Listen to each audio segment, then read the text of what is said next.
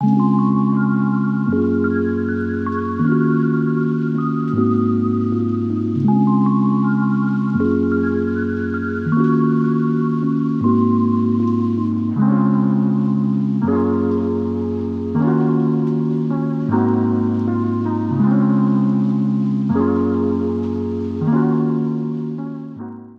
to Crushgasm, the podcast that's dedicated to the highs and lows of crushes. But this month, we're getting spooky and crushing on all things horror, from movies to books and a few things in between.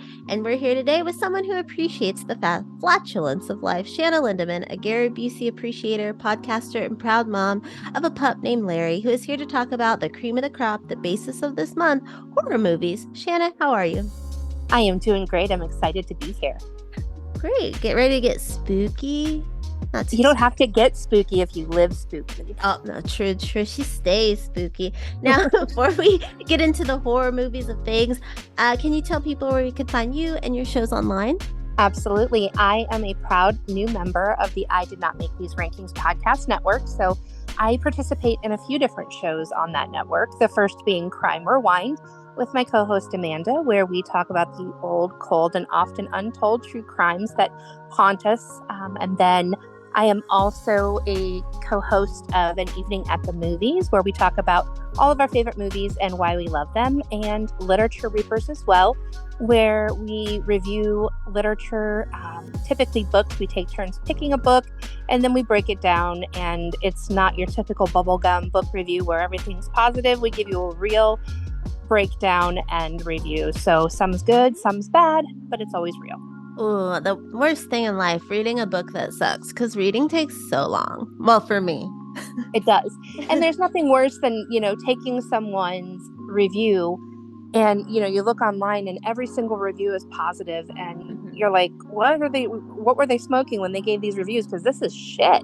Interesting, because with like music and movies, there's both positive and negative, but that's interesting that books, it seems to stray so positive. Yeah. Interesting. Well, you should start like a Scholastic Book Fair month where you guys do kids' books or something real quick. That would be so fun. Yeah, like the classics like Chicka Chicka Boom Boom and Brown Bear Brown Bear. Maybe some Goosebumps or some Fear Street. Oh yeah, for sure. I was a Goosebumps girly. They didn't have Goosebumps when I was growing up. It was Fear Street and Christopher Pike. Did you ever read any of like the teen, like Babysitter's Club, Sweet Valley High, anything like that? Yes, but I was always a little more geared towards the spooky. Oh, Lois Duncan. Mm-hmm. Fuck with it. Yeah, she was really, that was big too. But there, if you like this kind of books, there's this really good book called The Paperback Chronicles, something like that. I'd have to look up the exact title. But she kind of gives you a breakdown in history of the genre of those kinds of movies, and she does focus on the spookies too. So it's a really good book. I'll have to check that out.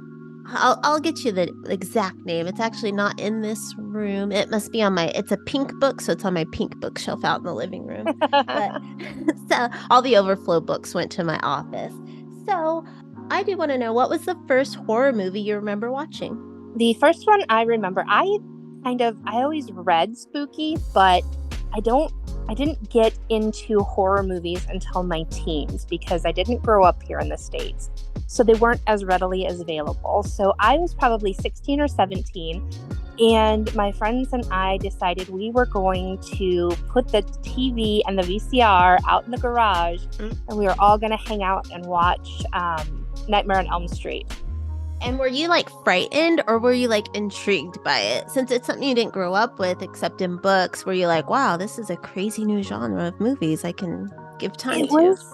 It was a little bit of both. At first I was really scared. I was like, oh my goodness, and then like you get that adrenaline rush of the fear, and then you look around, you're like, wait, I'm perfectly safe. So then you calm down, and then you get that rush again, and then you calm down. So it was both for me, both intrigued and terrified, and it was the best experience, and I was hooked after that. And would you say like Nightmare on Elm Street has a little like, is it a little closer to your heart since it was like the first one that introduced you to the genre? I will watch it if it's on, but it's not one that I seek out.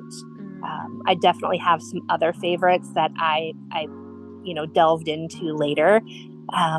I mean, I'll always have a little special place in my heart for the Nightmare on Elm Street series, but it's not my favorite. It's a little, I get a little more terrified of the stuff that could really happen, and that is my thriller, or not my thriller, but my horror genre that I prefer. The horror movies where, you know, it could, not so much the thrasher, you know, slasher thrasher, paranormal, you know, like Jason and Freddy and Michael Myers could really happen, but the fact that he keeps dying and coming back to life. But, you know, the stuff where it could really happen, like there's one of the most terrifying horror movies for me is The Strangers. That movie scared the crap out of me because it's realistic. That could really, it's based on a true everything's based on a true story, but maybe not so much well, no, they say Freddy's based on a true story, maybe not so much Friday the 13th. I was gonna say, over the years, the umbrella of like what horror comes to like cover, it has, like you said, slasher, we have parody, supernatural. You said you like the stuff that could really happen, which is something I was actually talking to my husband about today, because I was like, it's not scary to me of there's like a ghost or a goblin. I'm more scared, like you said, The Strangers, like someone being in my home, someone coming after me, like a kidnapping or something, like the abduction stuff. So what would you say is like your favorite movie in that genre of like the more realistic horror? I would say The Strangers is my favorite as far as like realistic horror. It's funny you say The Strangers. My next question is, my old roommate, that is actually one of her favorite movies too. And yeah, she just loved horror. She's the one. I really wasn't into horror. Like, it's not like my favorite genre or anything. And there's definitely a lot of movies in it I haven't seen, but she would make me watch. She opened me up to a little bit more. Like, I watched The Paranormal Activity with her. I watched The Strangers. But I've always wondered, like, people like her and like people like love horror, what do you think makes it like a comforting movie genre to experience? Like, people are like, yeah, I just put on a horror movie and I just fall asleep. Like, what do you think that why? I think when it comes to horror movies, it's, especially if you've seen them so many times that they have become your comfort movie, I think it's the predictability of it. You know what's going to happen, you know, and you love it. You love that even though you know what's going to happen, you still have that sense of thrill, like, oh my goodness, here it comes, you know, and you still find things that you didn't notice before. You know, like, especially with the Scream franchise, there's so many nuances and Easter eggs. And, you know, when you have I guess it's, you know, it's past a trilogy, but it's a franchise now where, you know, there's so many loved and adored characters. And every time a new movie comes out, you know, it's, are they going to survive? Are they going to die? But I think when you watch something over and over, you get that predictability, and it is a comfort thing. So especially with horror movies, you get that, even though you've seen it 100 times, you still get that little butterfly in your stomach when something's going to happen. And I think that's what it is for me. You get that, adrenaline rush, especially with the first time that you see it, but you're perfectly safe. So it's a rush, but in a safe environment. So that is why I enjoy it so much. Interesting. And we already sort of mentioned some of the goats of horror, like Nightmare on Elm Street, Halloween, Friday the 13th. I would put Child's Play up in there. And these movies span back to the 70s, and like they've really cemented themselves as like the icons of horror, with a very few new school guys and gals creeping into the mix. But why do you think that it's so hard to sort of get into that elite horror icon clique? Like, they're like the mean girls of horror. Right. And I think that's because the horror movie fans are very, very cliquish. Like, we know what we like. We know what it takes to be what we like. And we aren't gonna, I don't want to say settle, because I'll watch anything once. But it's not something, I mean, if it's a crappy first movie, I'm not going to go see the second one in the theater or the third one. I'll wait until it streams. But I think it's because fans are so hardcore, and we expect more from our movies than, you know, like a kid's movie, or, you know, we aren't satisfied anymore with just a stupid plot line, and we want, you know, the backstory to it. And so I think that's why it's so hard for the newer movies to kind of break into that. The old school ones are ones that we grew up on. So those are cult classics for us. So they kind of get grandfathered in. Mm-hmm. But when you have like new ones, you watch them, and if they're great, fantastic, we will promote the shit out of them, and we will talk about them and share them with anyone that wants to listen. But if it's a crap movie, then we have no problem telling people that it's a crap movie. Who do you think are some, I would say like Ghostface from Scream, Annabelle has definitely gotten in there. Megan's trying. She like submitted her application to the Click. I think she might get in. But are there any other like new school type of character, Jigsaw, that you think I would say The Nun is up there. The Conjuring universe has definitely come for the horror genre. I mean, those movies, if you are into ghosts and spiritual horror, I would definitely recommend the Conjuring universe movies. And that is where you get your, you know, Annabelle and your Conjuring and those types of movies. The Nun. I mean, they're all fantastic. I'm a big fan of Ed and Lorraine Warren, read their books.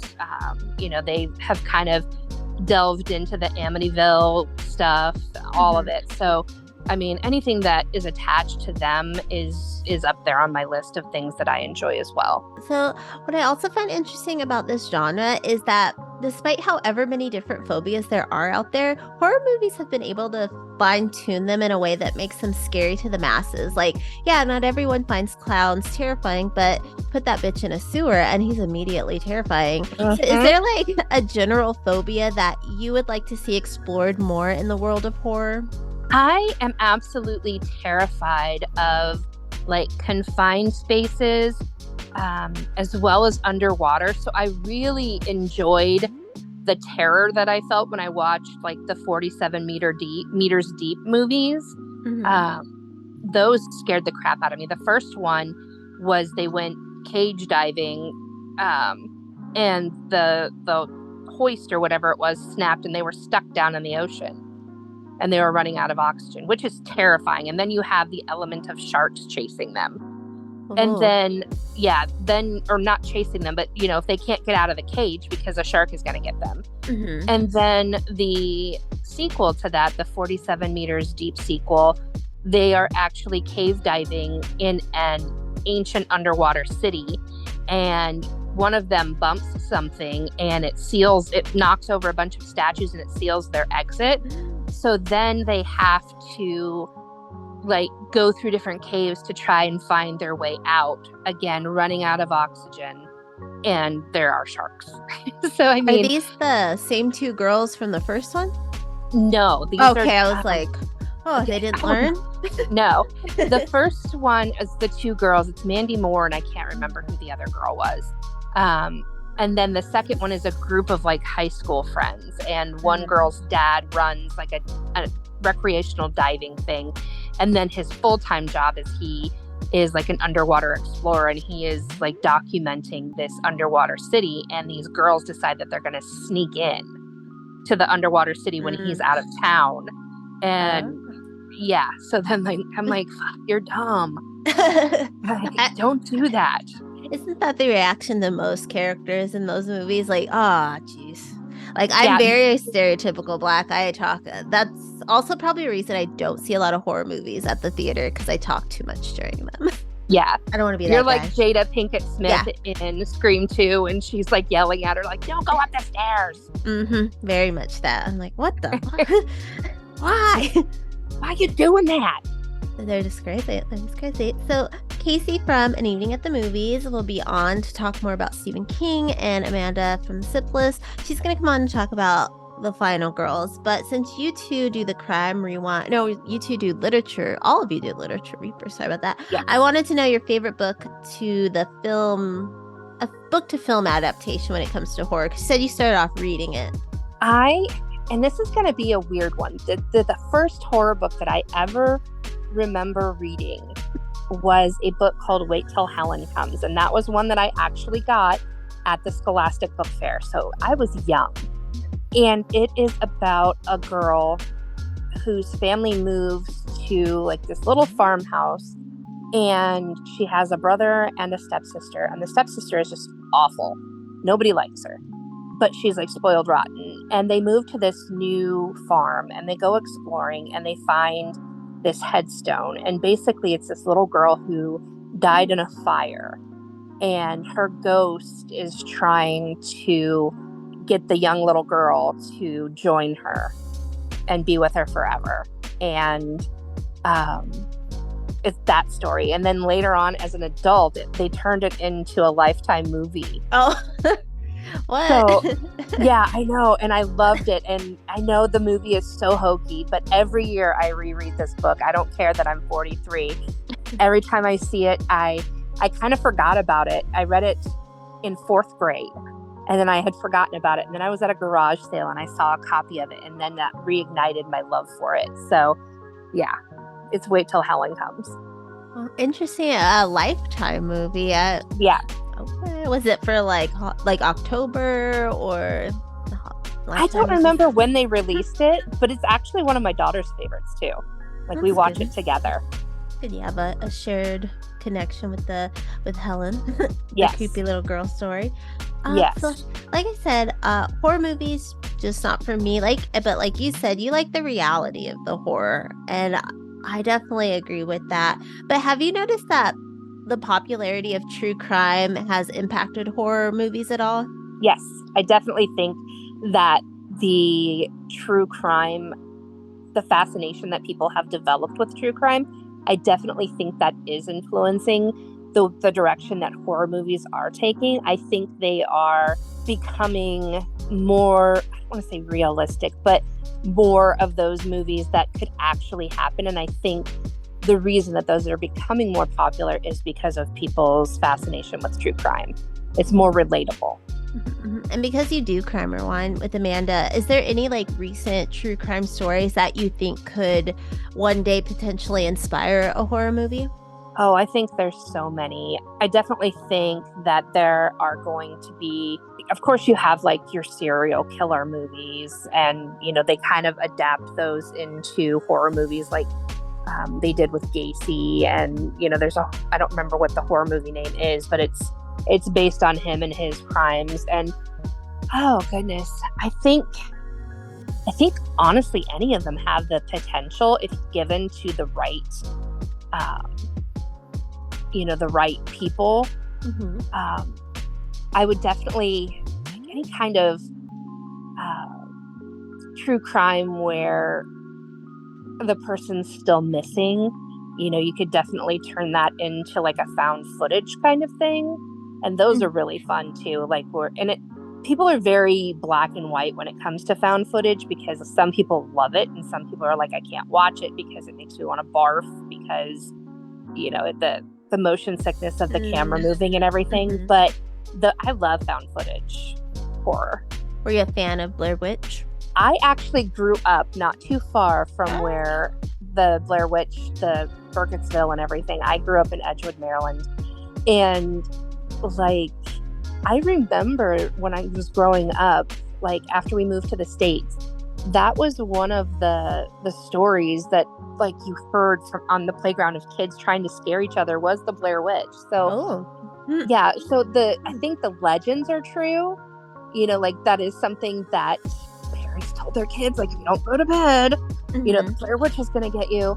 And I think that someone who wrote, you know, the script and everything for the Blair Witch Project, I feel like maybe they heard that and ran with it. And I think it was brilliant. I mean, anybody that can take such a small budget and blow it up like they did, I mean, they had such great publicity for that. They had a website that you could go and, you know, find fake like court documents. And I mean, it was just so well done that I can't help but be a fan of the Blair Witch Project.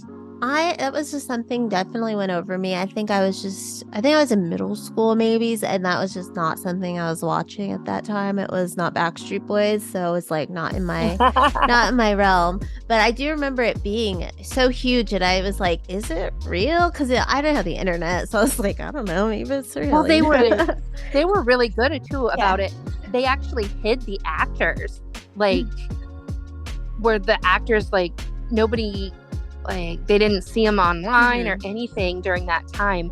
And I remember thinking, that's part of what fed into it being real, is that no one, heard about these people anymore. And then I remember watching the MTV Movie Awards, and they were presenters, and that's when it came out that the whole thing was, made up. And I was like, you got me. You're like, wow, hold on, they survived and they're at MTV. That's wow, good for them. How they've moved up in the world. Yeah. Glow up for them. So you mentioned like the Gacy movie. What are your thoughts on some people have like mixed thoughts on the serial killer movies? I really am interested in serial killers, and I think movies always get them wrong. They just don't do them justice. I think the only thing that came close for me was Dexter, but what about you? I think there's two different ways that they tend to do serial killer movies. And the first one is where they tend to keep it pretty close to the actual story. Mm-hmm. And that is terrifying. I think anytime you have someone that murders a bunch of people, it's, obviously a terrifying story. But I'm not a big fan when they take the story and they embellish it in like supernatural ways. Like the serial killer was possessed by the devil, or I'm not a big fan of that kind of thing.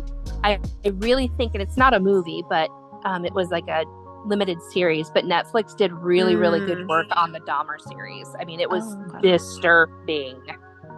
I'm shocked. I don't want to say he's my favorite serial killer. I don't think he should have one, but that he is the most interesting to me. And I love Evan Peters, so I'm not sure how I did not watch that. But I was gonna say it's not a movie, but Mindhunter on Netflix also was a very good.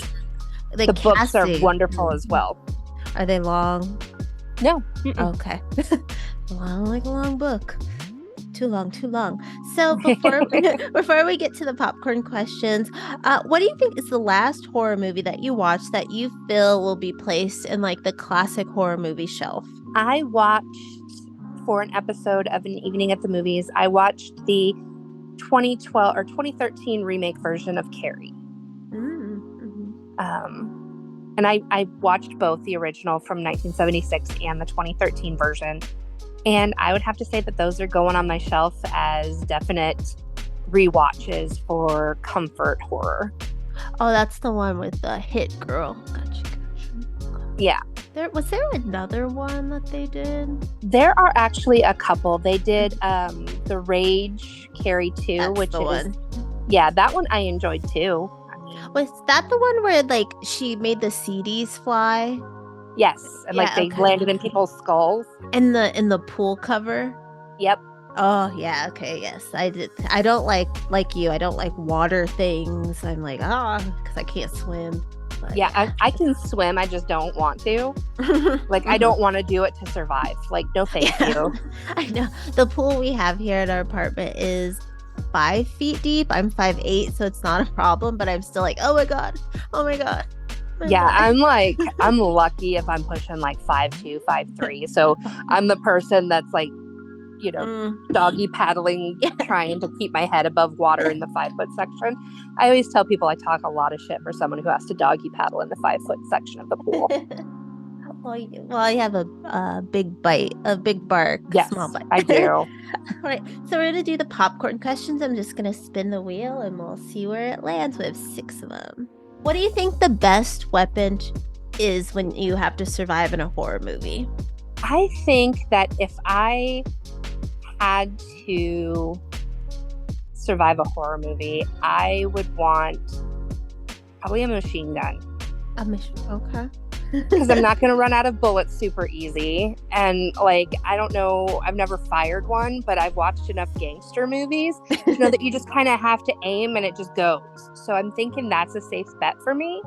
What is the least scary horror movie that you've ever seen where you were like, this didn't do it for me? Probably Pumpkinhead. That just sounds cute.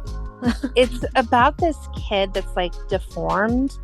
And these other kids pick on him and beat him up, and they end up accidentally killing him.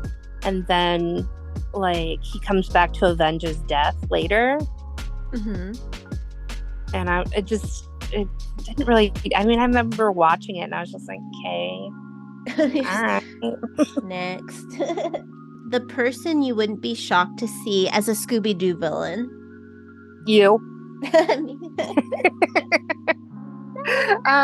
But if I had to name like an actor or actress or like a character, I would say I always picture like the ghost face from Scary Movie. Yeah. He's fun though. Yeah, like, but when you think about it, the element of Scooby Doo is always a little bit fun too. So, like, never once have they unveiled the mystery villain and I've been like, you know, like where I was terrified. I don't think that's the target audience for Scooby Doo. Like, it's John Wayne Gacy. Yeah, I know. Jinkies. What are you doing, Zoinks? And what is the best horror movie franchise? I love the Scream franchise. Like, it's my ride or die. We're going back to Scooby-Doo. Should there be a rated R Scooby-Doo? Yes. Give the old adults that love Scooby-Doo our own version. Like, let us have a movie. I think they should use the cast from the live action. They're all still here, all still with us, and then just do it as a really scary one. Yes. Kind of like what they're doing with the Five Nights at Freddy. I think that would be awesome. I keep seeing that preview. I didn't know what that was. I would see the characters on shirts and stuff, and now I'm like, okay, this is terrifying. Was that for kids? Was it a kid thing? When I was a kid, Chuck E. Cheese scared the shit out of me. Me too. Like, there's nothing worse than going into some place where you see an animatronic that is aimed to give you entertainment, but they really look like they would do your mom in a trailer. Oh no, they're like carnies.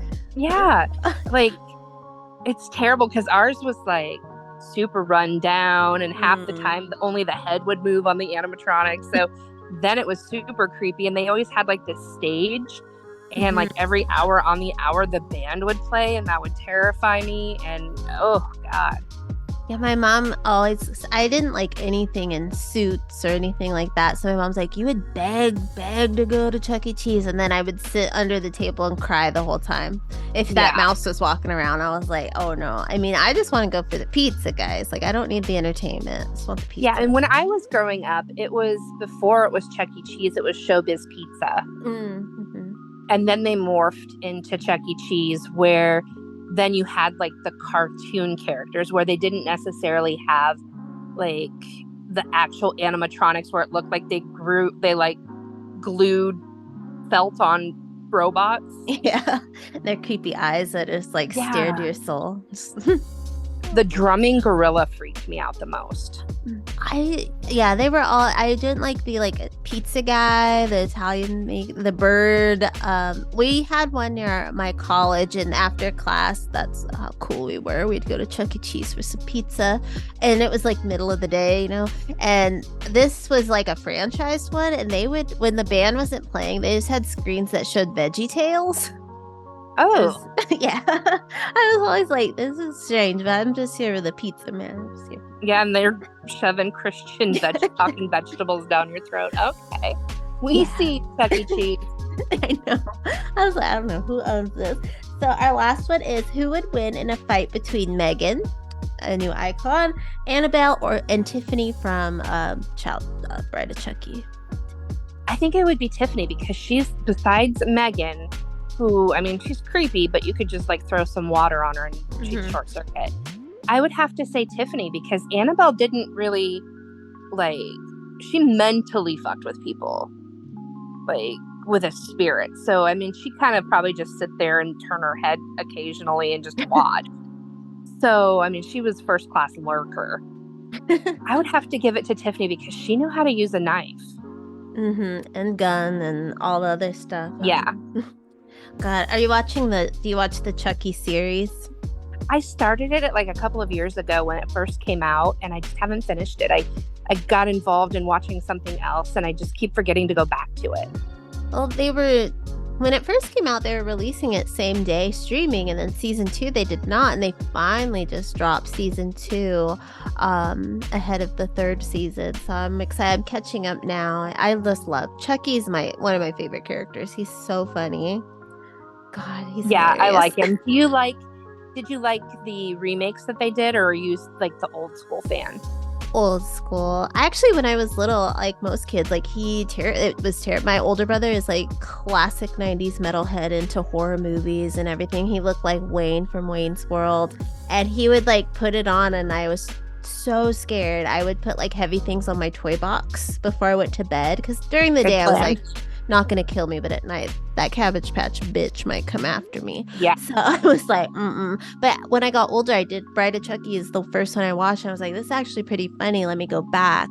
And I really enjoyed them. So I didn't watch when they had a baby though, and I didn't watch the new one, and I've really enjoyed the series.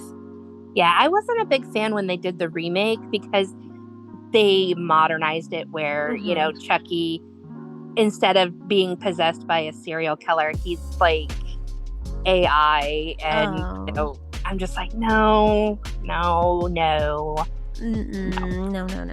He is. And where's the mom from Seventh Heaven? I mean, come on.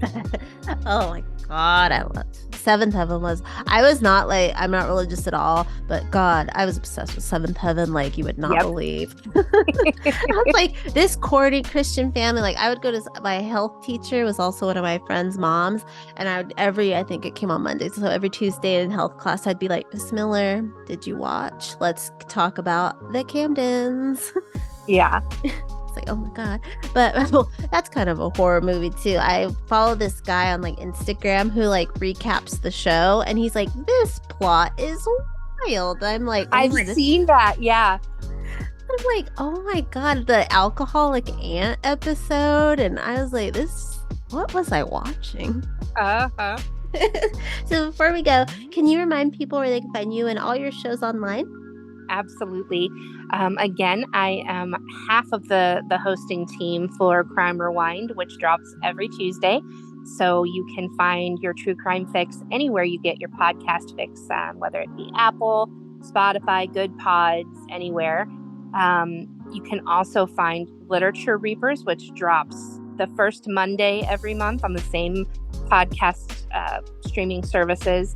And then we have started doing a mid-month check-in as well. So this month, since our first book, The Hellbound Heart, is on the short side, we are going to be doing our check-in here in the next week or so. And then following that, we're going to be doing To Kill a Mockingbird. So 2 for 1 this month.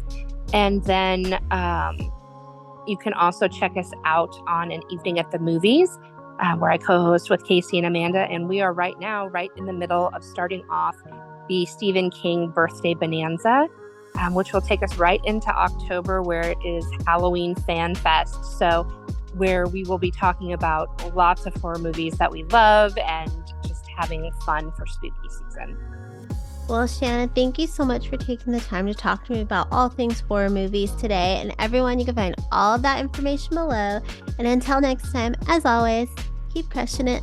Crushgasm is part of the I Did Not Make These Rankings podcast network, alongside some other pretty cool shows, including An Evening at the Movies, Crime Rewind, Literature Reapers, Love is Black, Masturbators, Men Are the Prize, and The Sip List. You can find all of us and more over at idnmtrpodcastnetwork.com.